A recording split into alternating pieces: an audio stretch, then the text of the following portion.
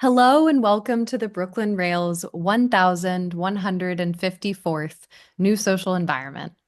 I'm Chloe Stagaman, Director of Programs here at the Rail, and I have the extreme privilege of being your MC today for a conversation featuring Madeleine Grynsztejn, Joachim Pissarro, and Jennifer Bly Stockman. We'll conclude today with a reading from Madeleine's niece, poet Ayelet Amittay, and now I'll introduce today's guests and host. Madeleine Grynsztejn is the Pritzker Director of the Museum of Contemporary Art, Chicago. Since 2008, she has helped the MCA redefine contemporary art museums as artist-activated, audience-engaged spaces for generating art, conversation, and connection, while stewarding the best-attended exhibitions in the MCA's history. Before the MCA, Grynsztejn was Senior Curator of Painting and Sculpture at the San Francisco Museum of Modern Art and curated the 1999-2000 Carnegie International. Grynsztejn is former president of the Association of Art Museum Directors, AAMD, and was knighted to the National Order of the Legion of Honor of France. Recent publication participation includes Sarah Sze paintings and the Royal Academy of Art's retrospective catalogue on Kerry James Marshall. We have two hosts today. The first is Joachim Pissarro, an art historian, theoretician, curator, and educator. He's the director of the Hunter College Galleries and Burchard Professor of Art History at Hunter College. He has held positions at the Dallas Museum of Art, Kimball Art Museum, MoMA, Philadelphia Museum of Art, Royal Academy of London, and the Yale University Art Gallery. And Jennifer Bly Stockman produces feature-length documentary films on artists and the art world. Her film Namjoon Pike, Moon is the Oldest TV, premiered at Sundance in January 2023.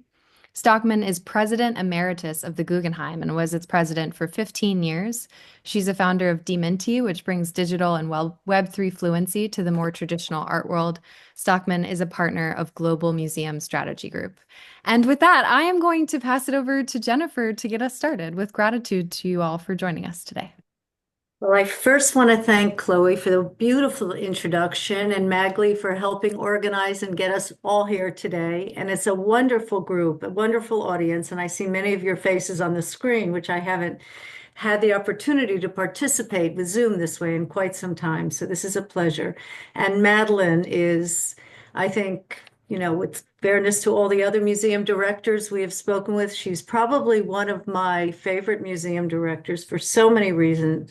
And her resume, as you just heard, is beyond impressive. I think she's done just about everything there is to do in the art world and has so much wisdom to share with us today. So I'm just eager to have Madeleine begin talking. And I'd like to thank you, Madeleine, for participating in our museum series.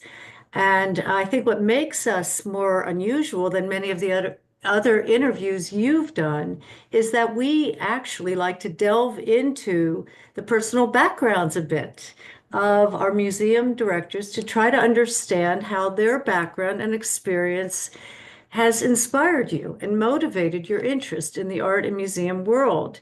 And I look at your fascinating list of artists you have worked with in your career. And I mean, it's overwhelming. And it's really the who's who of the contemporary art world. It is beyond impressive, both obviously at MCA for your 17 years at MCA, SF MoMA before, the Carnegie International, which you curated, and on and on.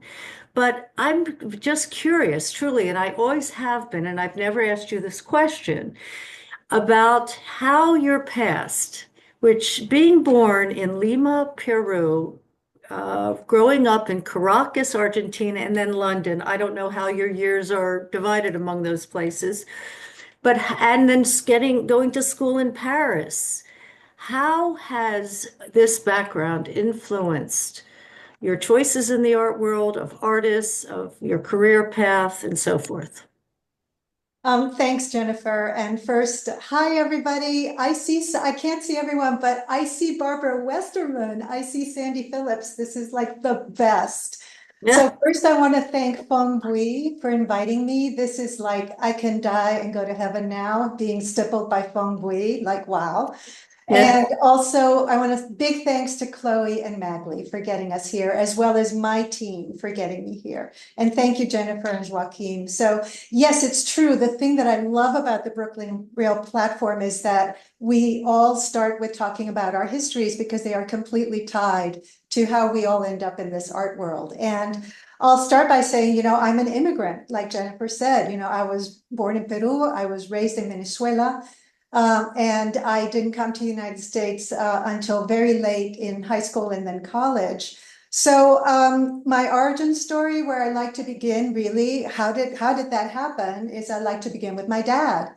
My dad and his mother and his brother escaped the pogroms in the early to mid 30s and tried to get into the United States, couldn't. And after many, many difficult voyages, during which they also lost their sister, my father ended up in Curacao, which is a small island off the coast of Venezuela. It's the Netherlands Antilles, and that is where he grew up. And meanwhile, my mother's family escaped, left, I would say, Hungary, Budapest, again in the 30s, because they saw it coming. And that they met as adults, and that is how I grew up in Latin America. So my dad eventually, you know, got a job that took us around a lot. So as a child, I moved a lot: London, Amsterdam, back to Venezuela, and you know, thinking about how that foots with where I am and what I love. I have to tell you that I think that upbringing made me, well, it gave me a very confident relationship with the unknown. Let's put it that way. And it also, I learned very, very young, like, you know, 6, 7, 8, 9, 10 years old, to dispense with assumptions and habits early on, and adapt to new environments super quick, including languages. And if I kind of accelerate that to the present, that's exactly what I love about artists. That is exactly what I love about artists. Artists are constantly dispensing with habits while we all live in the present. They can slough off the things that we should be sloughing off, and they understand that a universal language is necessary. And they understand as well that while they are sloughing off those old habits and showing us the future, they are comfortable in a zone of discomfort. And I think that in a way I found artists emotionally before I did visually. But also, I don't come from an artistic family, but the first time I saw an artwork, which was in a reproduction, I didn't get to a museum before I was 11 years old, when I finally went on a school trip in London to the National Gallery. But as soon as I saw an image, I was like, oh, this is the world. This is it. And so that, I think, is an important origin story for me. And if, you know, when I think about the artists that I love, like Kerry James Marshall, he did not accept the status quo. Right? He did not accept that. When I think about Doris Salcedo, when I think about Barbara Westerman, when I think about the artists that I love and that I've worked with. And I think that is what attracts me to certain creatives, is the ability to see through structures that we live in. And my dad taught me that. If I can maybe tell you a personal story about my dad. So he grew up in Curacao. Now, forgive me if many people know this already, but Curacao happens to be home to one of the oldest, in fact, perhaps the oldest synagogue in Latin America, dating from the first expulsion of the Spanish Jews in 1492. And over the course of the centuries, it was burned to the ground and rebuilt, burned to the ground and rebuilt. And its latest iteration, which is still extant today, dates from the 18th century. So it has a super Dutch Calvinist look, right? You walk in and the pews are super hard and straight, and everything looks recognizable except there's sand on the floor. And as growing up, I was like, oh, okay, that's okay. There's sand on the floor because we're near a beach, like somebody dragged the sand in, right? And one day I made that comment to my dad, and he said, no. He said, the reason there's sand on the floor is because the Spanish Jews brought the habit with them halfway around the world in 1492. They brought the habit with them of covering their floors with sand so that their prayers would be muffled and they wouldn't get caught. So Wow. imagine not sloughing off that oppressive past. And that is what Kerry James Marshall does, and that is what Dara Salcedo does. Wow, Madeline, that is quite a history. Do you think you were always destined? I mean, is this a destined career for you to be involved in the art history and the art world? And could you share specifically your journey? Oh, thanks for asking. This is what I love about the Brooklyn Rail because, I'm a little afraid that it's narcissistic. And then I remember that everybody's story here is so interesting. We should all take turns. So I actually started out as a painter. I started out as a painter and a printmaker. That's how I landed after, seeing art and falling in love with art. And so I went to Tulane University because it looked a lot like Latin America. New Orleans did. And in my freshman year, I found out that I was a really shitty painter and printmaker.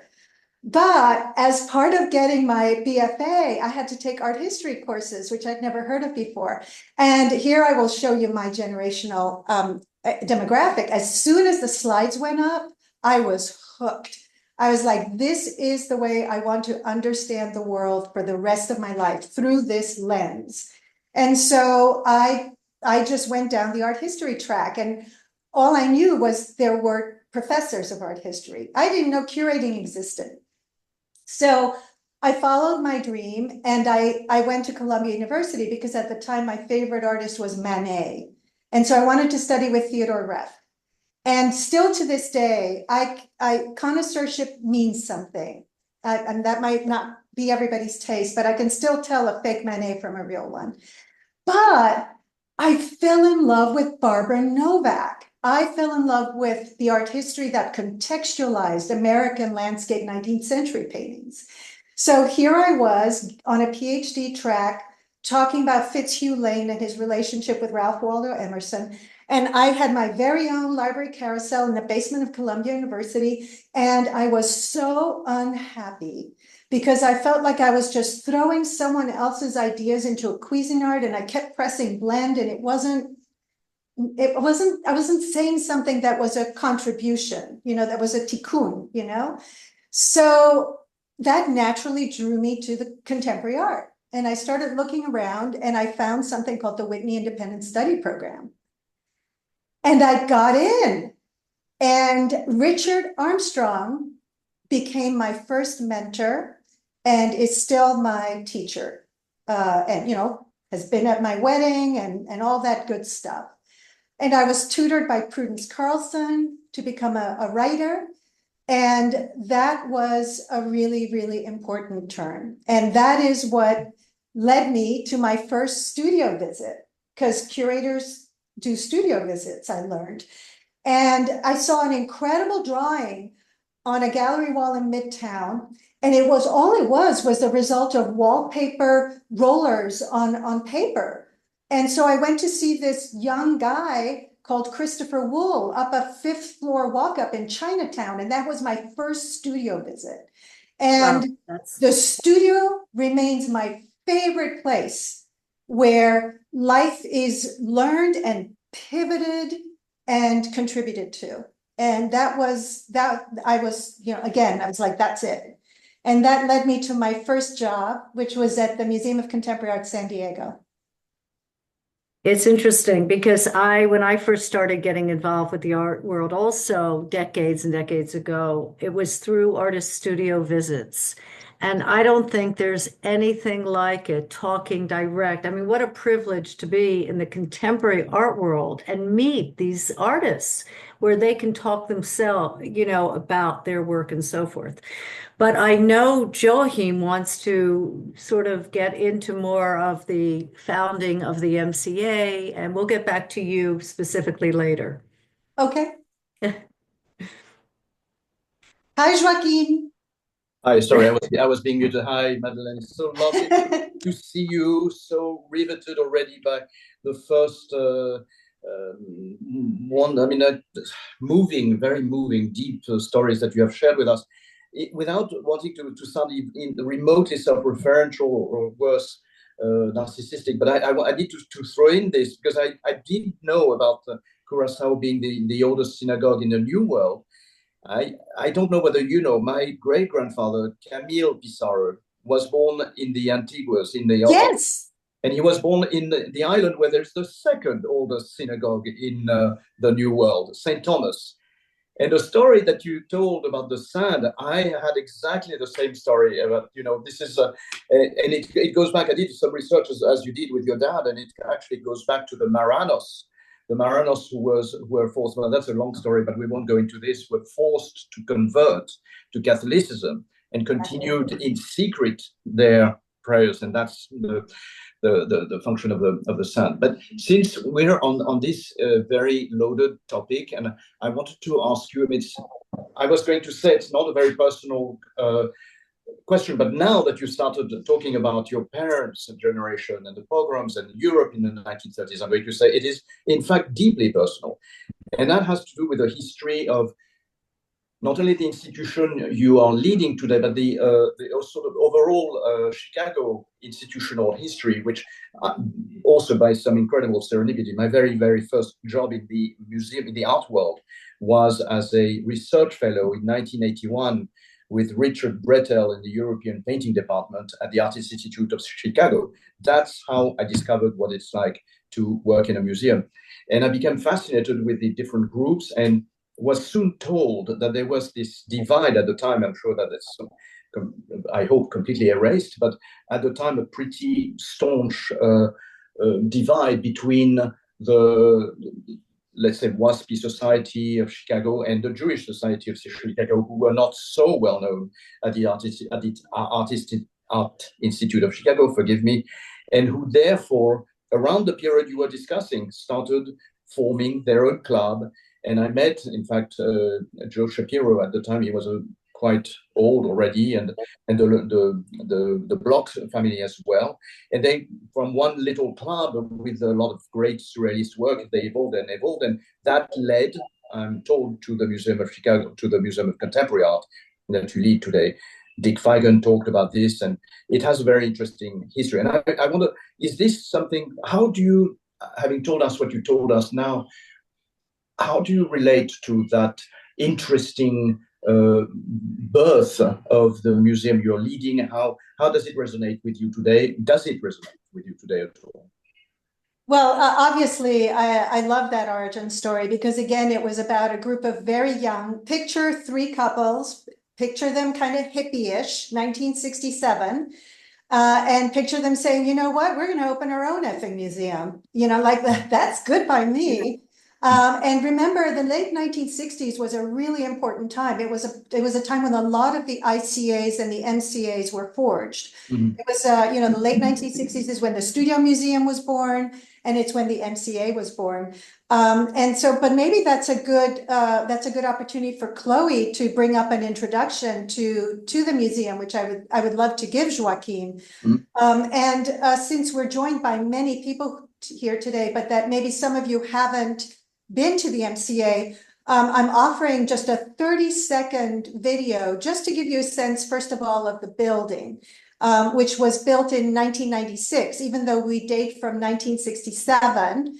And this building is, at the time, was the largest contemporary art museum in the country in 1996. Of course, since then, it's now a medium-sized museum, which is a whole other interesting conversation about the growth of museums since, for example, Turbine Hall and Guggenheim Bilbao.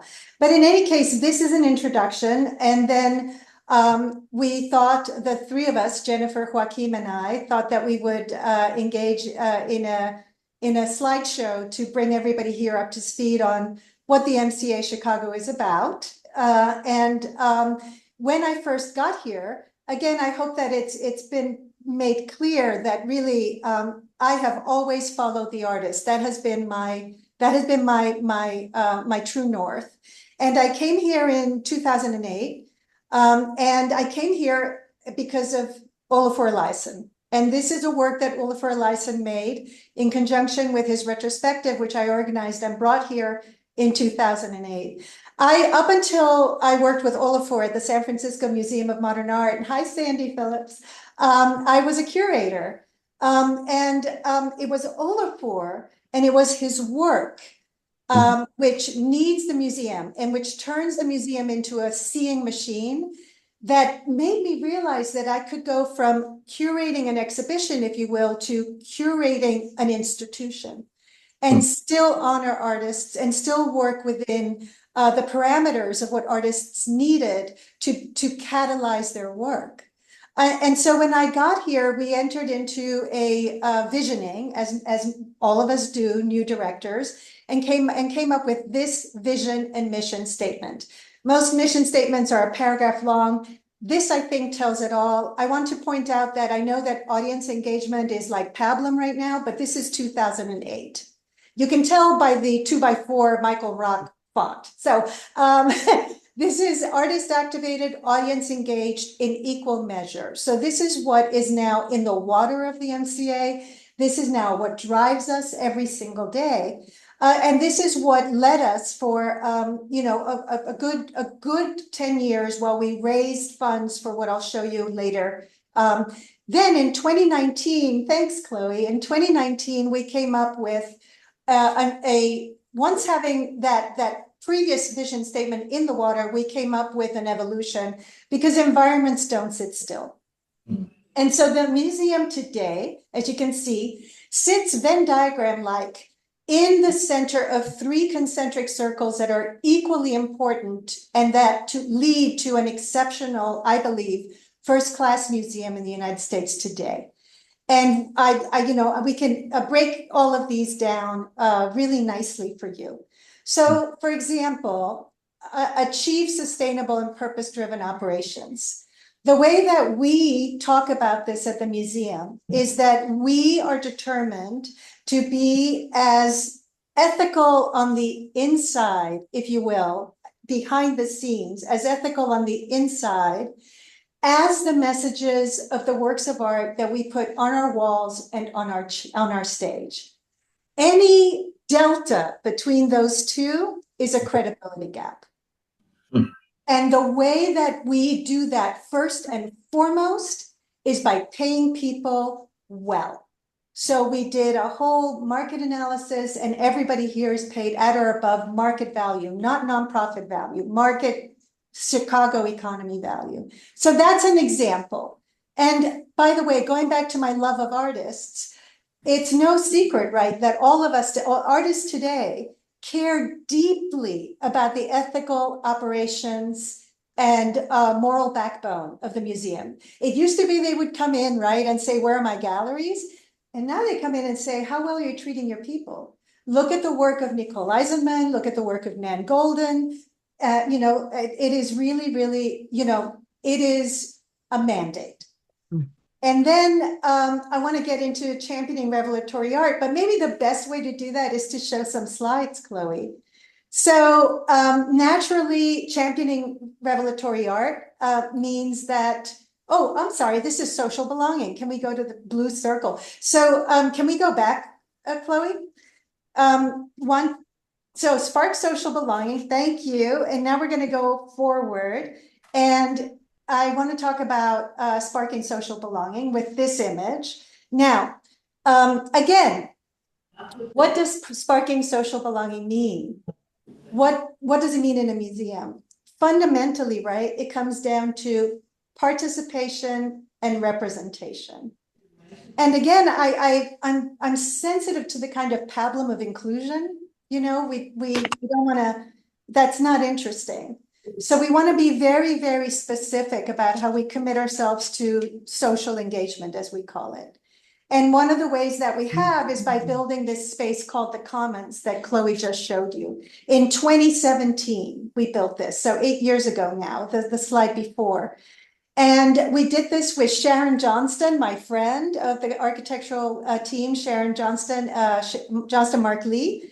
And these beautiful plant lamps above these wonderful people are by Pedro y Juana from Mexico City. So we literally built a social engagement space in the literal and critical heart of the museum, catty corner to the galleries. It is not a marginalized space. And then we also built this great restaurant in the next slide with the help of Chris O'Feely. This is the only Chris O'Feely commission, permanent commission outside of the UK. And so this restaurant, Marisol, which is Michelin recognized, was made with Sharon Johnston again with Chris O'Feely.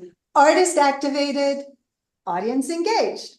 So moving on, let's go into the third circle, which is revelatory art.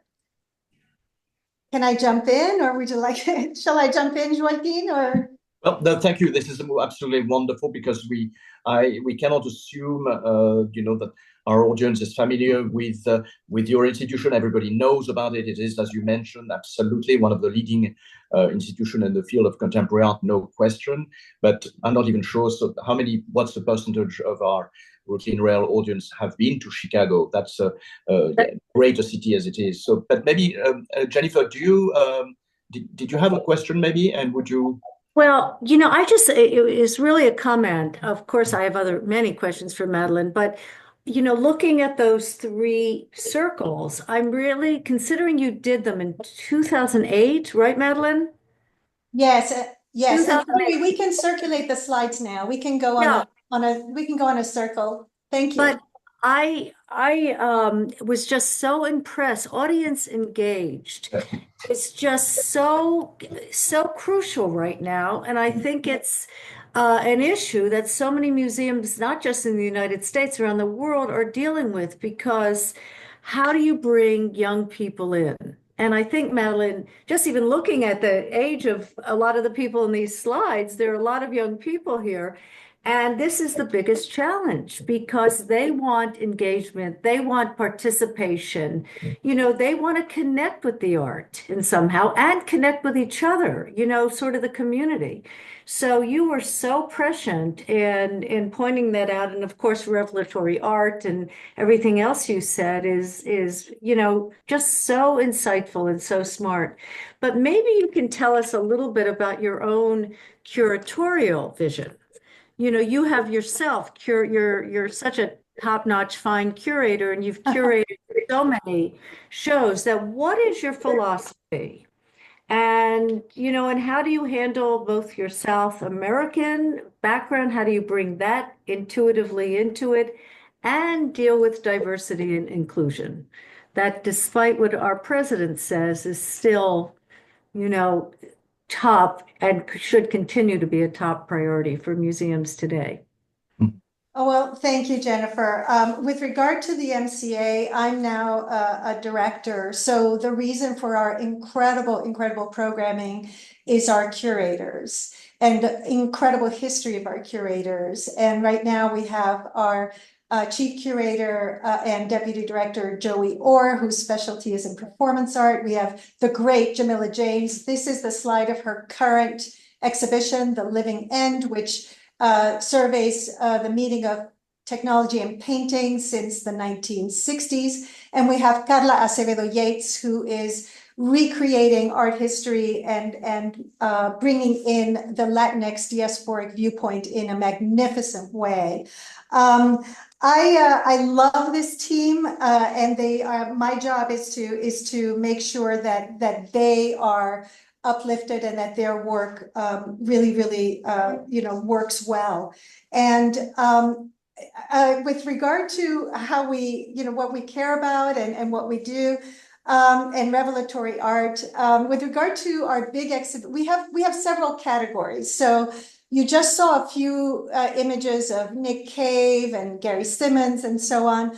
I like to use the term nerdy blockbuster. That's kind of like my sweet spot, and I think the sweet spot of Jamila and Carla and Joey and myself, like incredible shows that really rewrite and canon course correct art history. We all know that all of us are right now involved in a canon course correction and how important that is. I want to layer on top of that the MCA's DNA historic commitment to being the first of firsts. So as we circulate through these slides, thank you, Chloe, we're seeing a series that includes, for example, Martin Sims, Christina Quarles. These exhibitions belong to a series that we founded over 15 years ago called the Ascendant Artist Series. It's our commitment to giving an artist, a sort of newly mature artist, their first survey show and catalog. And that is something that we feel very, very strongly about. And then, you know, the larger shows, the Gary Simmonses, the Nick Caves, the Doris Salcedos, the Kerry James Marshalls, those I would say are our kind of nerdy blockbusters. Now, we also have amazing collection shows. Here's the thing. We totally jujitsu this because happily our friends at the Art Institute of Chicago up the street can take up the obligation of doing chronological collection shows. So they totally free us up to do thematic exhibition shows. So this is Duro Olowu's installation of our permanent collection in 2020. And then the next slide, for example, shows you our incredible collection exhibition right now of Arthur Jafa's work. We have the largest holdings of Arthur Jafa's work, I believe, of any museum in the country. We hold them in partnership with the Hartwig Art Foundation in Amsterdam. And then the next slide shows you our commitment. And thank you, Joachim, so much for bringing up the history of the MCA. It did start with collectors that were very invested in surrealism, and we continually study surrealism as a living category. This is a collection exhibition, and my very dear friend and great trustee and philanthropist, Helen Zell, continues to partner with me in the museum to make sure that surrealist inflected works by the likes of Julia Phillips or the Latin American artist Tunga continue to enter the collection. So we have thematic collection exhibitions. We championed first of firsts with our Ascendant Artist exhibitions. We do nerdy blockbusters, but I also want to show you two more specialties. This is Caroline Kent. The next, I think, is Wafa Balil and also Andrea Carlson. We have a very large thread committed to Chicago artists. This is very, very easy to do because Chicago has a thriving ecosystem of artists, universities. There are over 20 universities in Chicago. So with top talent and art historians like Darby English and W.J.T. Mitchell, and they in turn create a community of artists that can stay in Chicago because of cheap rent and because of a ready-made community. And they can live in Chicago because they can show in Chicago thanks to galleries and artist-run spaces like the Renaissance Society.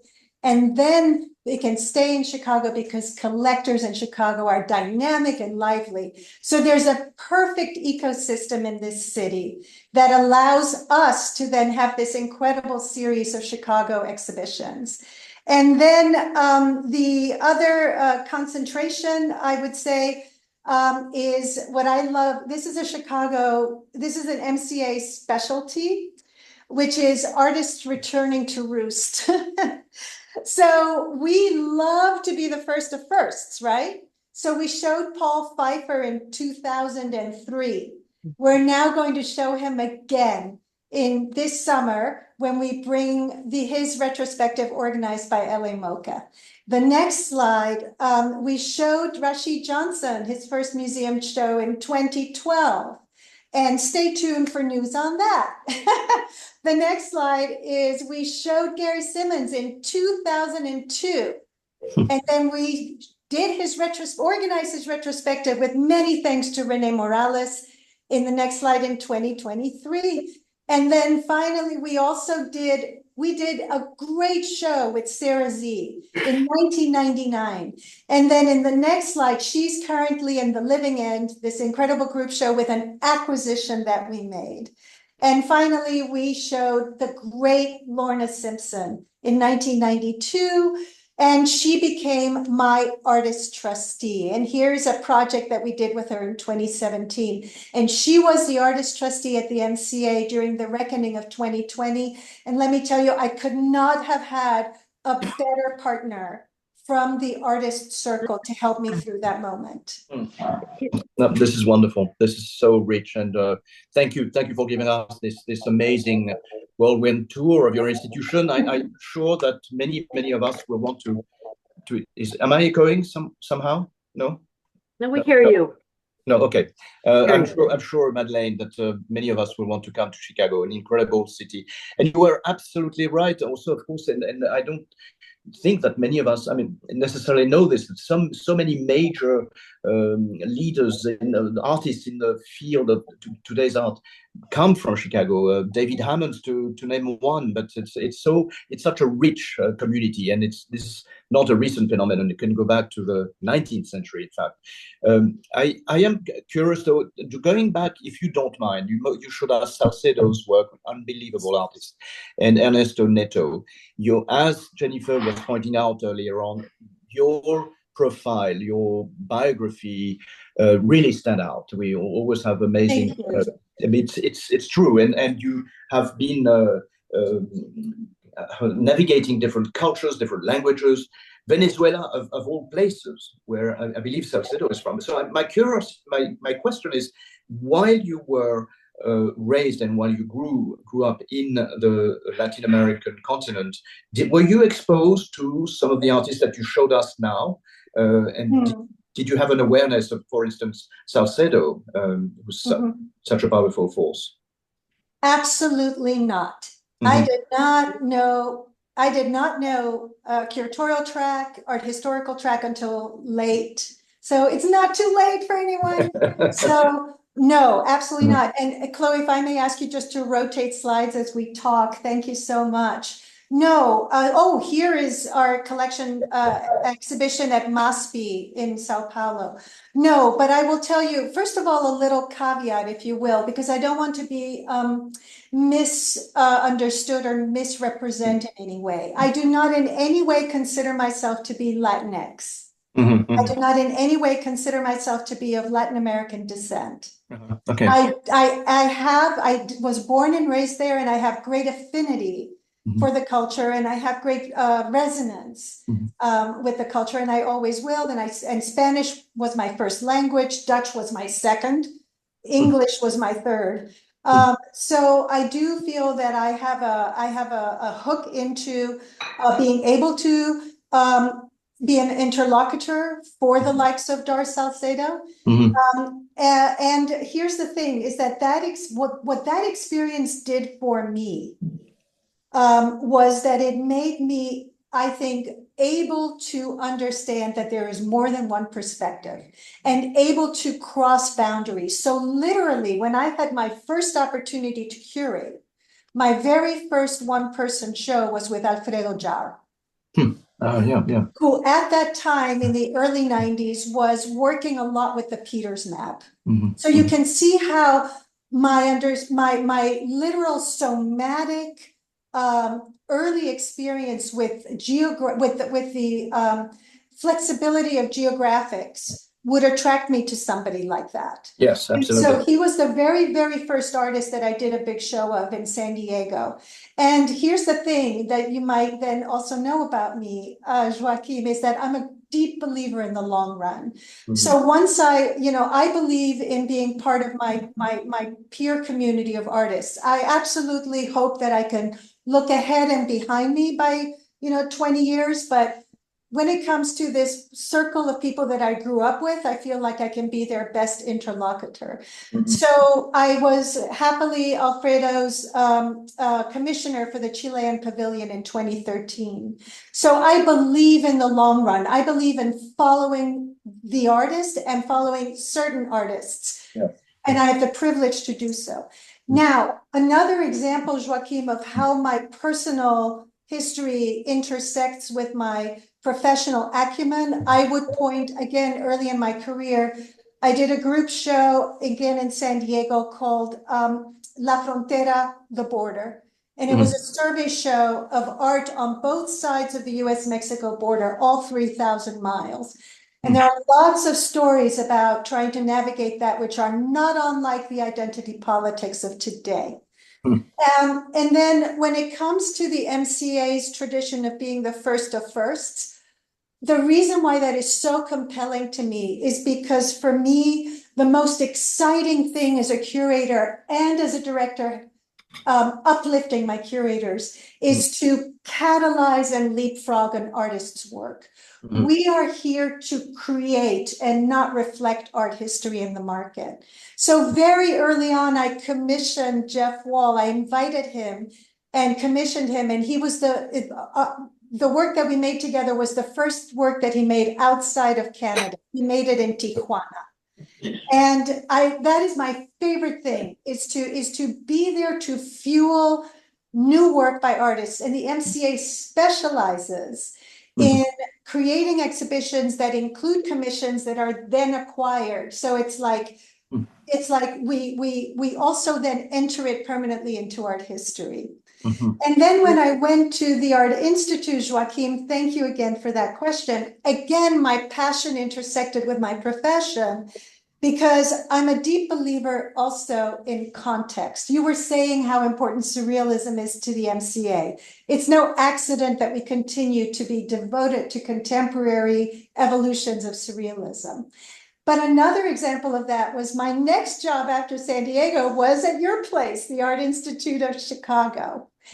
And there was a tradition called the American Exhibition, dating from the 1970s. Something like the Whitney Biennial.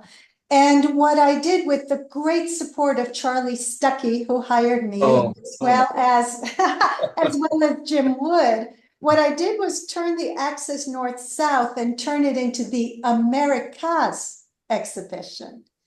Now, here's the thing. That show was the first time that I worked with a lot of artists that are still my true norths today.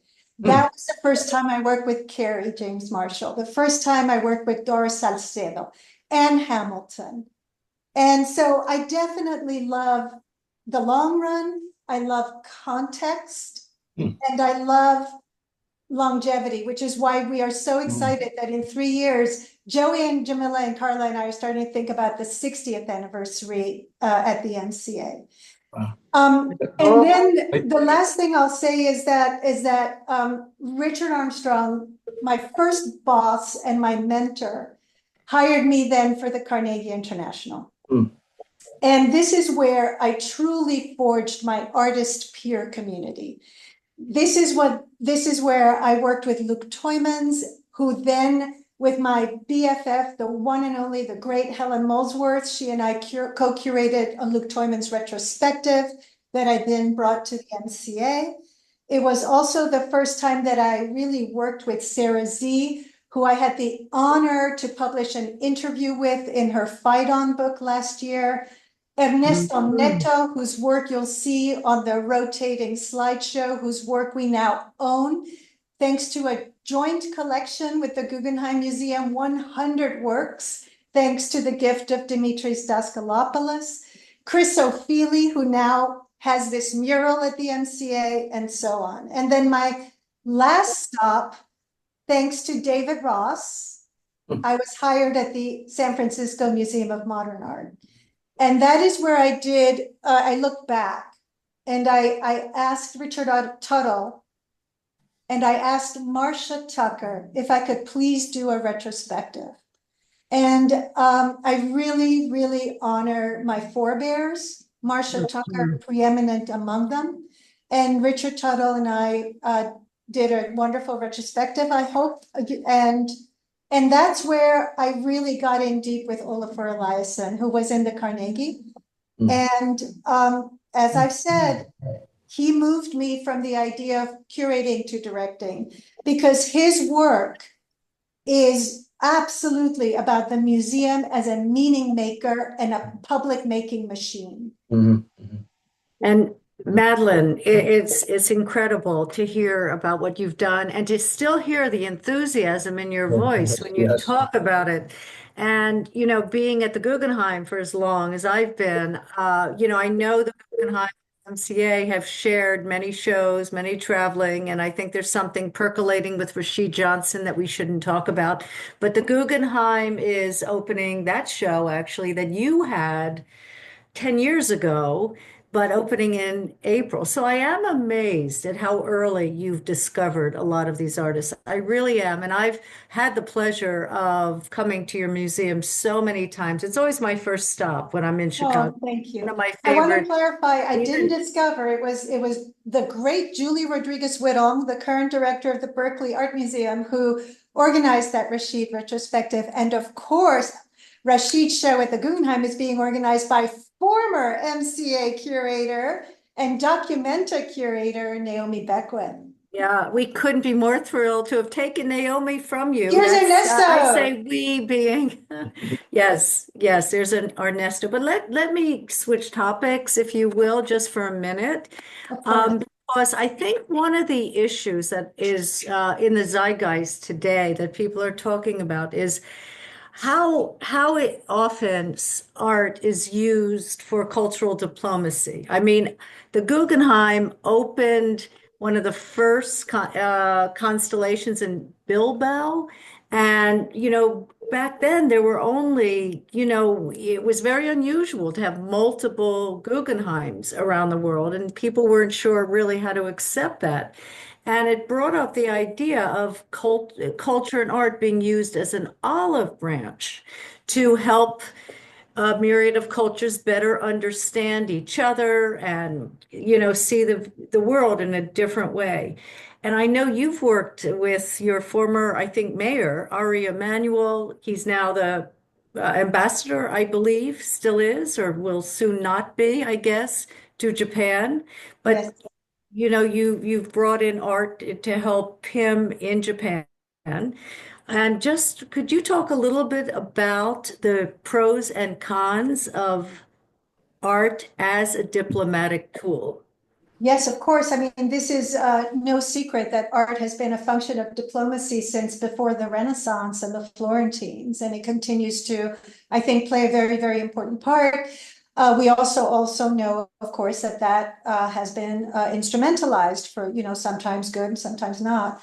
What you're referring to, Jennifer, thank you for bringing it up, is that while Rahm Emanuel was ambassador to Japan under Biden, he asked specifically. Rahm, not Ari. Oh my God, that was a slip. Okay, thank you, Rahm. He actually, better yet, Amy Rule, his wife, who has an art history background, specifically asked for the MCA to send Chicago artists' artworks to grace the embassy. So we had wonderful, wonderful works on loan, long-term loan. We also, by the way, did that for the Obamas from Chicago when they were in the White House. But I think that what you're bringing up is something, thank you for bringing up the kind of macro issues that are not just pertinent to the MCA, but pertinent to the industry at large, which is not only diplomacy, but largely speaking, right, engagement, right? So again, it is very risky to talk about social engagement right now because pablum. So we want to be very, very specific at the MCA. We do, in fact, again, because environments don't sit still. I think about I need to say this, the three of us think about this every day. And by the three of us, I mean myself and my incredible deputy directors, my incredible partner, Gwen Perry-Davis, who heads all of the operations here, and my incredible partner, Joey Orr, who heads the artistic division. The three of us are constantly running this place. And we're constantly asking ourselves, what is, if you will, the thing that museums can do with their particular tool sets that can best address the issues in our society. And right now, I don't think it's any secret to share that the emergency is that we have a divided and divisive society, right? And that the number one goal, the number one task of any museum is to be a bridge builder. And the number one task is for a museum to serve as a bridge across different perspectives through the lens of art and culture. Now, and why is that, right? Because trust has been undermined in institutions generally. Legitimate recognition of some of the ways in which museums have gone historically very wrong and needs to be course corrected. And also social media, clickbaiting, divisiveness, all of this has led to undermining the museum's ability to actually act as a commons, to actually act as a place where the social contract can be forged. And so we're left with simply being a platform. And to me, I'm sorry, that's not good enough. So I've been thinking with my team, and this may not sound popular to this group, that we actually need to start being ideological again on behalf of those humanistic issues of fellowship and common cause, even as they are partly grounded in the history of suprematist white male Western civilization. Those needs to be human and to connect with each other, I really believe supersede that. So does Because that the opposite side of that, as we all know, the opposite coin of that is worse, which is individualism, narcissism, and cynicism. So now, again, cannot go pablum. So what are the specific ways in which we are going to do that? Jennifer, if I may share with you. Shall I? Oh my goodness, yes, of course. Okay, so again, no problem. So we built the commons, right? We literally built a space for this. And then because we cannot be everything to everyone, we came up with 3 very specific initiatives that embrace 3 different groups of people, because it is incumbent upon us as a public trust that we embrace as many people as possible, because y'all are paying taxes for this. So we have 3 initiatives, and the first is the Women Artists Initiative. Now, again, some of you may say, oh my God, everybody is doing this, women-centered initiatives. I want to ask you, have you asked them for the data? Because we have for 10 years, pre-Me Too, pre-Time's Up, we have for 10 years committed ourselves to being 50% women identified in all of our collections and our exhibition programs. That compares, according to the Burns-Halperin report from 2 years ago, with 15% national average, 1.5. So yes, all of us are saying we're collecting women artists and showing women artists, but to what degree, y'all? So the second group is we have committed ourselves to being Spanish, English, bilingual in all fronts. We're not there yet. We're getting there. We're raising money for it. Now, again, you're going to say, oh, that's happening at the Brooklyn Museum. That's happening everywhere. I understand that. But Spanish, English, bilingual translation on the walls is not enough. It's only the first step, including ours. Creating a bilingual culture is hard, and it requires staffing and programming. And luckily for us, we have Carla Acevedo Yates here, creating these incredible Latinx-based exhibitions, Forecast Form, and the forthcoming Dancing the Revolution, focused on the influence of reggaeton on art and culture. Why are we doing this? Because nearly 30% of Chicago's population, and 1 in 5 of us, is a Spanish first citizen. So is that right? It is, and Right. it's the future. Get ready. So if you don't want to do this mission-wise, make it a business imperative at your peril if you don't. And then the third group, of course, because artists are my true north, Chicago artists. That's why we do Chicago work shows. That's why when they're ready, we do big shows like Nick Cave and Kerry James Marshall and Virgil Abloh. And again, we are part of an incredible infrastructure. that makes this ecosystem just really, really important nationally and internationally. Mm-hmm. Well, this is amazing, amazing.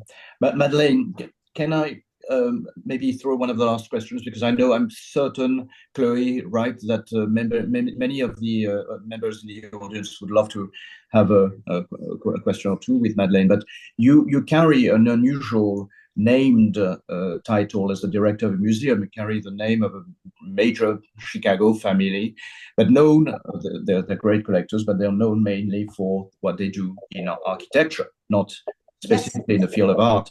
And I just want to refer very, very briefly to my first minute at the Art Institute of Chicago. The chief curator comes out and he says to me, well, so you're now arriving from Europe. Have you been to Chicago before? No, never. Well, you know what's most important here, right? And I said, well, the Art Institute, I suppose. No, it's architecture.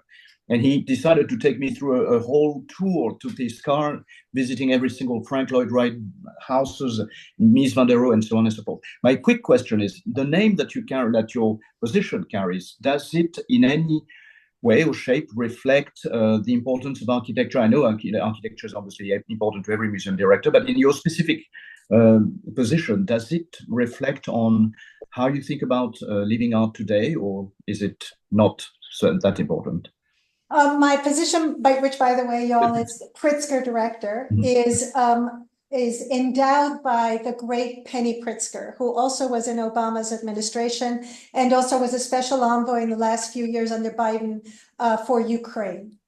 She is incredible, as is her husband, Brian Traubert. So I would say absolutely architecture is part of the living legacy and pride of Chicago. It is something that we very much love to work with in terms of our architecture here with Joseph Kleihaus. You know what's lovely about what you're saying? We're looking at Lina Bobardi. We're looking at the gallery by the one and only, the great Brazilian architect Lina Bobardi at MASP, the Museum of Modern and Contemporary Art in Sao Paulo, where one of my favorite people, Adriano Pedrosa, who curated the last Venice Biennale, runs this place. And we did a collection exchange. And on the far left is our Robert Rauschenberg, and in the middle is our Andy Warhol, combined with MASP's collection. This was a year-long partnership. What I love about what you're saying, Joachim, it reminds me of one of my mantras. I'm full of mantras, but it reminds me of one of my mantras by Lina Bobardi. And that is that I did not make myself alone. And she also said that she did her work with rigor and tenderness. And I would like to think that at my best, that's the way that I collaborate and partner with my team here. I think a lot about Lina because unfortunately during COVID, we had plans to bring Adriano's exhibition of Lina's to Chicago, to bring this great woman architect to Chicago. And I know it would have changed the tenor of the conversation in this important city, and COVID shut it down. So we need to I always think about what didn't happen too. And that leads me to talk about legacy as a sort of a concluding thought. Well, you know, because I'm in the latter half of my life, I think, and I think a lot now about paying it forward. So I spend a lot of time mentoring the next generation of women leaders. I do this through the American Association of Museum Directors. I do this through the great program run by Buffy Easton, the CCL. I have had great mentors in Richard Armstrong, in Thelma Golden, in Nick Sirota. And I really believe very strongly in being that. And I also believe very strongly in saying thank you. So when I was able to, my husband, Tom Shapiro, my best friend, and my partner in all things, and I have underwritten a scholarship at the Tulane University in honor of my art history professor, Marilyn Brown, who turned me on to art history and taught me and was patient with me. And again, you know, life is long, and stick with the people that uplift you. I have a posse of incredible women leaders in this field. I mentioned Helen, but there's also Jill Medvedow, and I mentioned Sharon Johnston and Sarah Sze and Dar Salcedo. There's also Kiki Smith and Tanya Bonakdar, Valerie Cassell Oliver, Marie Carmen Ramirez, Charlotte Wagner, Angela Chun, Monica Manzuto, my sister Melanie. I mean, these people are my emotional, pit stop crew, and I'm theirs, and we can't do it without each other. The last thing I'll say to hog the mic is that I am so lucky to have long relationships and the trust of artists. I'm in the midst of writing an essay for Kerry James Marshall for his retrospective next year at the Royal Academy. And we're writing about legacy. And what does it mean to have a 40-year career? And to be able to do that is just the most incredible privilege. I can't say my favorite artist, but Francisco Goya, when he was 80 years old in like 1828, when he was 80 years old, look this drawing up. He made a drawing of himself walking with a cane, and underneath it says, "Aún aprendo." I'm still learning. Yeah, that's beautiful. One last question before we turn it to, even though you did such a beautiful conclusion just here, you actually already answered questions Joachim and I had. But given today's world and the complications with digital art and many of the things we've discussed in the past hour, what do you look for in leadership, in a new museum director? I mean, what are the qualities today that matter most for leadership? It comes back to what I grew up with under my parents, like be comfortable with uncertainty, seek out your peeps, lean into the somatic experience, believe, and meet people where they are, and respect and love your people. And the last thing I'll say is focus. Just find 3 things you believe in. Don't let them win. Just find 3 things you believe in. Now, I'll tell you what my soapbox is. And that is that I am deeply committed as a private citizen, and with the power that, as far as this position can hold, I am deeply committed to restoring to artists their right to give artworks to museums and receive a full tax charitable deduction. I believe in that too. Yeah. That will overnight change Yeah. the course of art history. Yeah. Completely. Brilliant. Well, thank you so much, Madeleine. Thank you. And we're both so grateful. You're here, I get it.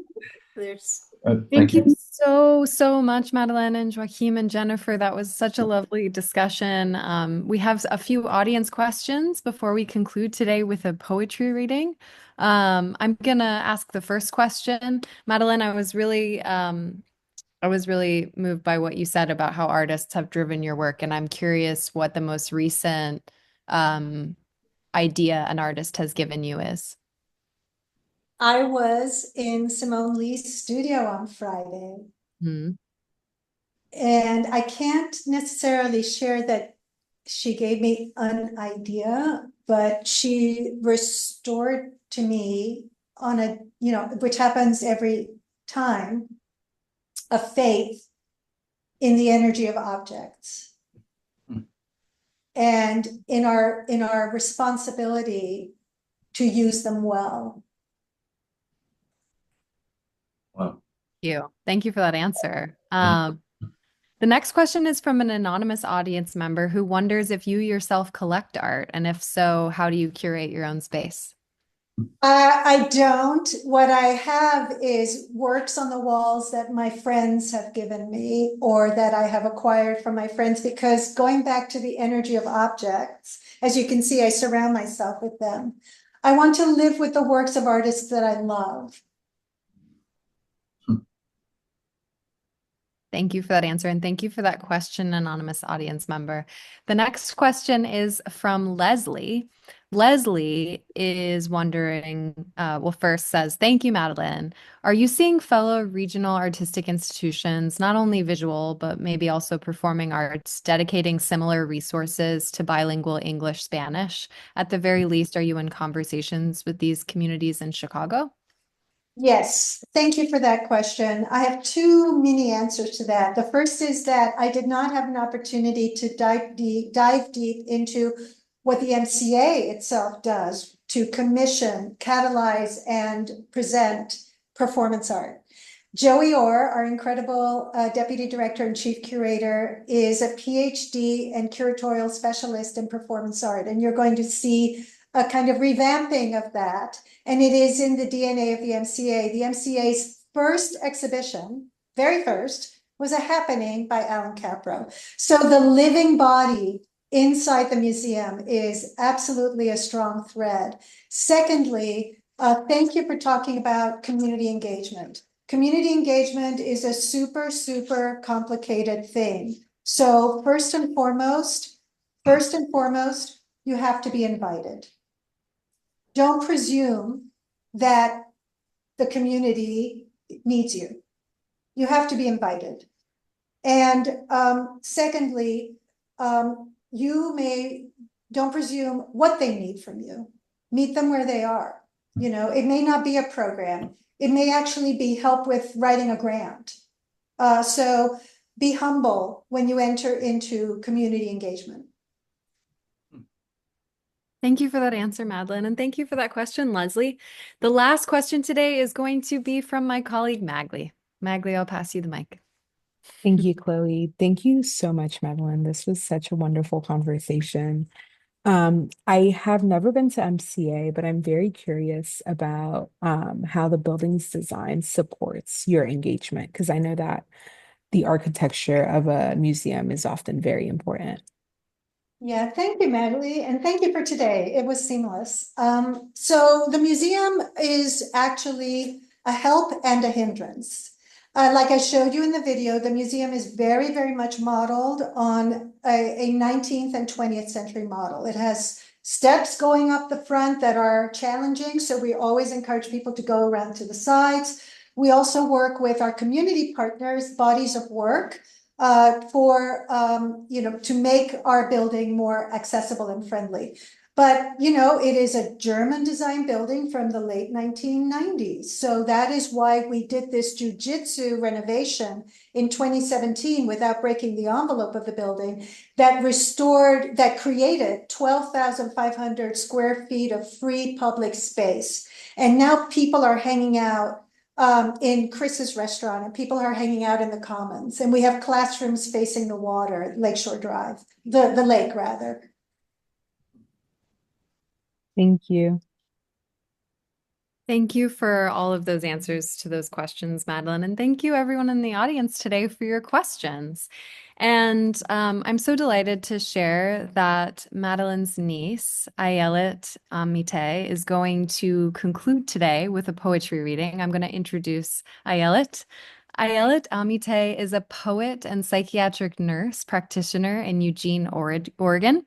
Her first book of poems, The Eating Knife, is forthcoming from Fernwood Press. Her chapbook, Therapy Room, won second place in the 2024 three-day International Poetry Chapbook Contest.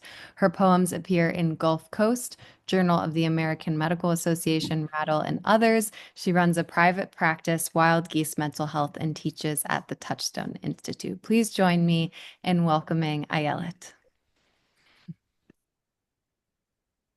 Hi. Thank you so much, Chloe and Magli and everyone for having me be part of this and for allowing me to close the session with two poems. These poems are from my manuscript, which is coming out in March, The Eating Knife. And they're from a series of poems that are dedicated to and in conversation with the artist Belkis Ayon. Belkis Ayon is a Cuban printmaker. She's an incredible artist who unfortunately passed away in her late 20s. And Madeleine and I went to an exhibit of hers together in 2020. And being there with Madeleine sort of ignited this project of being in conversation with the works of art in that exhibition.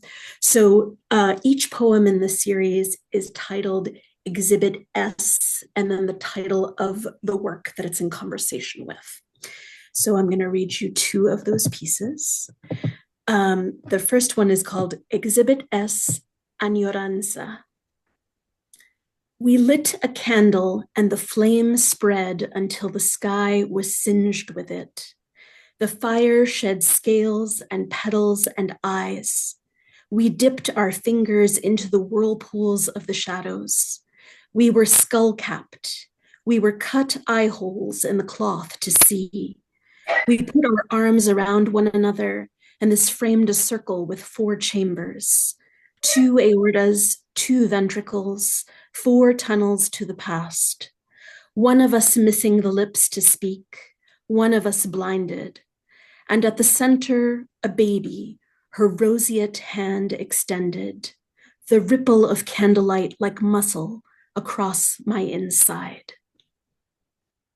And then the second poem is called Exhibit S, Pa que me quieras por siempre. Leaves on fire, something to hold the loss. The only jar deep enough is the flower at the base of the skull. A flame blossoming in my hand and a knife in the opposite palm. The darkness kneeling with its hands full of wheat. Knee deep in the threshing, oh, stand back. Wheat is feathers. Wheat is the delicate plates of the skull, fusing, refusing. Belkis, cross my back with plated armor, my knuckles with scales. Let my palms be the ones puckering with fish. Thank you. Oh, that was so beautiful. Thank you so much for concluding today with that reading, Ayelet. That was really special. Thank you so much, Madeleine. Thank you, Joachim. Thank you, Jennifer. Thank you to Abraham and Janet and the whole team at MCA Chicago who were incredibly supportive in preparing for today's events and helps us with those images that you all got to see today. We'd also like to thank the Terra Foundation for American Art, who sponsor the NSE program and make daily conversations like this one possible. They also support our growing archive, which you can view on the Rails YouTube channel. The Rail has been free and independent for 24 years. A donation directly supports our writers, our staff, and our operations. You can support our work through the link in the chat. And if you're free tomorrow at 1 p.m., join us for a conversation on Zoom with Frida Kahlo of the Guerrilla Girls and Janae Daria Strand on the occasion of Discrimination, Guerrilla Girls on Bias, Money, and Art on view at Hannah Traore Gallery here in New York. And as is Rail tradition, you all can now turn on your microphones and say hello and goodbye as you leave. Thank you so much for joining us today, and take care, everyone. Thank you very much. Thank you Thank you so so much. much. Thank you very much. Thank you, Madeleine. Excellent. Thank you, Joachim. Thank you, Jennifer. Thank you. Thank you. Thank you. Thank you, Thank you, Jennifer. Madeleine, Jennifer, Hello, Fong. Joachim. Thank you, Okay. Joachim. Thank you, Ayelet. It Thank was you, Ayelet. awesome. Thank Thank you. you Bye. for being. Thank Bye. you, Jennifer. Thank you, Woo! Joachim. Thank Thank you, you, Madeleine. Keep up Ayelet. the good work, Bye. Madeleine. Bye, Fong. Bye, Bye. Fong. In the Fong. freedom Bye. of the artists. Woo! Long Bye, live the everybody. artists. Bye, Thank you, you Barbara. guys. Bye, Yes, Madeline. grazie mille.